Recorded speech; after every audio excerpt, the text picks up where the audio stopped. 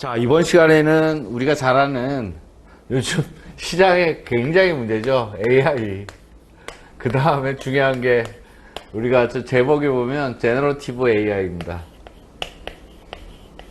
제너러티브. 우리 맨날 나오는 게 뭐라 그러죠? 생성형 AI라는 얘기가 나옵니다. 생성형 AI라면 뭐냐면 우리 보면 우리 AI가 옛날에 아주 그냥 뭐 블랙박스를 해서 뭘 추론해가지고, 추론이라는 말이 되게 중요한데요. 그래서 AI를 썼는데 이게 뭐 머신러닝, 이세돌이 바둑 두는 거 기억나시죠? 그래서 막 해가지고 막 AI들이 줄기, 뉴런, 레이어라는 얘기도 나옵니다. 레이어. 뉴런이란 말, 이게 되게 중요한 얘기니까 기억하셔야 됩니다. 레이어라는 얘기가 나옵니다. 뉴런이 있고 어떤 이렇게 층이 있습니다. 그래서 여기서 계속 이 추론을 하고 그 다음에 연결을 하고 연결을 해요. 그 다음에 그래서 여기서 인풋을 넣어서 추론해서 나온 거를 또 인풋으로 넣고 또 추론을 해요. 막 추론을 합니다. 그래서 뉴런하고 레이어는 레이라고 그러는데 이러면서 새로운 걸 도출하는 겁니다. 이런 걸 AI인데요. 여기 특히 생성형이라는 건 뭐냐면 원하는 대로 뭘 만들어줘요. 내가 대화를 넣으면 대화를 해주고, 그 다음에 이미지를 하면 이미지를 내놓고, 무슨 그림을 만들 수도 있고, 대답도 할 수 있고, 대화도 할 수 있고, 이런 걸 전부 다 생성형 AI, Generative Artificial Intelligence. 그러니까 여기서는 AI만 얘기를 하는 게 아니에요. 그냥 이게 인공지능 얘기하는 게 아니라 그래서 새로운 걸 만들어내. 그런 거를 우리는 제너러티브 AI라고 합니다. 근데 중요한 거는 우리 파이낸스 금융 부분에서 우리가 리스크를 고려할 점을 여기서 본다는 거죠. 그래서 우리가 시험 포커스는 on the value of artificial intelligence, machine learning. 그러니까 러닝을 추론하는 거예요. 좀 진부한 거죠. 근데 이게 특별히 생성하는, 뭘 생성해요? 텍스트도 생성하고 이미지도 생성하고 또 뭘 생성하던데? 세 개가 나오는데요. 잠깐만요. 텍스트, 이미지, 그 다음에 말, 세 개가 나오는데, 네, 좀 이따 말씀드릴게요. 제가 생각이 지금 안 나는데요. 예. 그래서 우리가 시험을 위해서는 뭐를 해야 되냐면 이해해야 된다. 제너럴 AI 도전할 점. 근데 여기에 관련된 게 이게 되게 중요한 말입니다. 잘 보세요. 데이터 프라이버시. 이 어떤 데이터를 쓸 거 아니에요. 근데 개인의 권리나 이런 거 침해하면 안 돼요. 그렇죠? 그 다음에 바이어스가 생길 수도 있어요. 왜? 만약 은행 대출하는데 AI를 쓰는데 이 차별하면 되겠어요? 안 되죠. 절대 안 됩니다. 그 다음에 이 모형이 로보티니스라는 말이 나옵니다. 이게 되게 중요한 건데 이 통계에서도 많이 나오는 얘기예요. 로보티니스. 이게 현실성이 있느냐, 적합하냐, 이런. 저는 그냥 적용 가능성, 현실성. 그 말을 무슨 얘기를 하냐면 미국 흑인들이 이 햄버거를 좋아한대요. 근데 왜 좋아하는지를 잘 생각해보면 사회적으로 보면 이 흑인들이 이제 집이 좀 가난하신 분들이 많아서 집밥을 잘 못 먹고 그래서 햄버거를 많이 먹어요. 그러니까 흑인은 햄버거를 좋아한다. 이게 정확한 말은 아니라는 거죠. 햄버거를 먹을 수밖에 없는 상황이 많다. 이런 게 정확한 얘기죠. 그러니까 모델의 적합성, 현실성, 적응성이 있습니다. 그 다음에 마지막으로 중요한 얘기가 explainability. 그래서 데이터 프리퀀시, 바이어스가 없어야 되고 모델의 현실성이 있어야 되고 적응성이 있어야 되고 설명이 해야 돼. 이게 모델이 복잡하면 설명을 못해요. 왜 이렇게 나왔는지. 이 설명이 중요한 거죠. 그러니까 여기 뭐라 그러죠? 이 복잡성이 있으면 설명성이 줄어들고 설명성이 많으면 이 복잡하지 않고 정확하지 않을 수도 있어요. 그러니까 이거에 대한 트레이드업 관계가 있다는 거죠. 그렇죠? Binary, Family with, Gen AI 위협이 있다는 거예요. 무슨 위협? 사이버 시큐리티.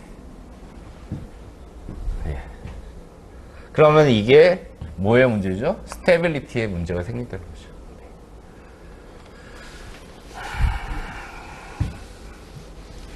요거 하나씩 하나씩 이제 공부를 해가는 겁니다. 아, AI가 있는데 생성형 AI가 뭐고, 그 정의를 우선 알아야 되고, 데이터도, 우리가 AI 쓸 때 데이터도 프라이버시가 있고, 바이어스가 되지 않아야 되고, 그 다음 바이어스가 생기면 뭐죠? 차별이 생긴다는 거예요.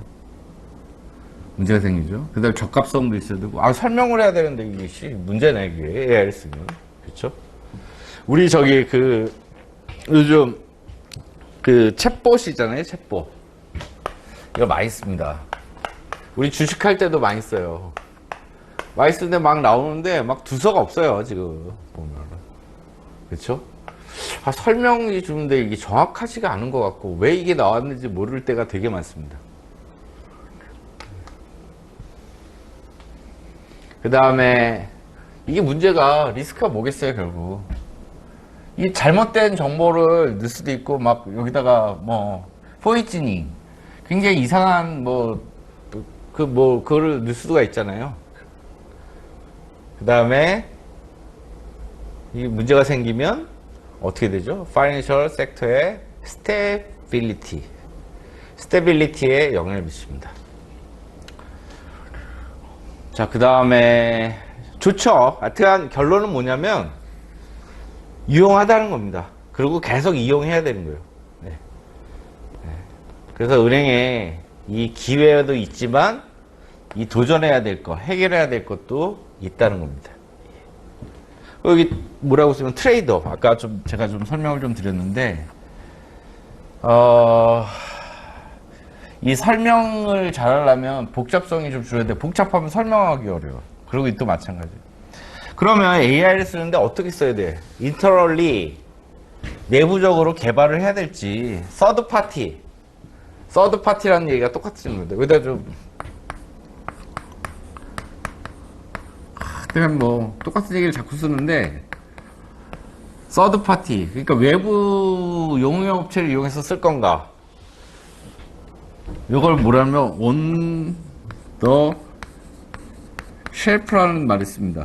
거기 그런 말이 나옵니다. 이게 뭐냐면 선반인데, 다시 얘기해서 내가 편의점 가서 사서 이렇게 쓸 건지, 선반 위에서 내가 규격된 거를, 서드 파티에 있는, 외부에 있는, 그거를 쓸 건지, 아니면 내부적으로 쓸 건지, 이게 아주 트레이딩이죠. 내부로 쓰면 좋죠. 자기 회사에, 금융회사면 A 금융회사의 내부적인 좋은 거를, 그 다음에 강점을 반영해서 AI를 쓰면 좋은데, 이게 되게 초기 비용이 비싼 거죠. 여기 뭐라고 되어 있냐면, 내부적으로 쓰면 초기 비용이 많이 들어요. 근데 여기 초기 비용이 적게 들죠. 그렇죠? 그냥 갖다 쓰면 되는 거니까. 이런 장단점이 있습니다. 요거에 대해서 제가 웬만큼은 다 중요한 단어는 설명을 드렸거든요.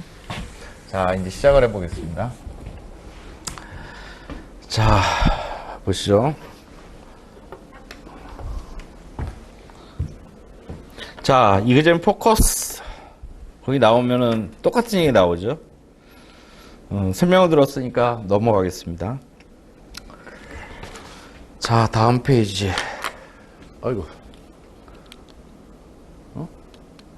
네, 다음 페이지. 자, 그래서 제가 좀 그려봤어요. 이 영어로는 좀 영어로는 제가 읽어 드릴 텐데, 우선 단어를 좀 보시죠. AI는 머신러닝을 통해, 이것도 그거 있잖아요. 우리 머신러닝. 통해 데이터를 학습하고 분석하는 기술로 발전했으며, 그러니까 AI가 결국은 머신러닝으로 가는 거죠. 그 다음에 딥러닝. 그 우리 이사들 나오는 딥러닝. 그러니까 이제 AI가 이제 고도화되는 거예요.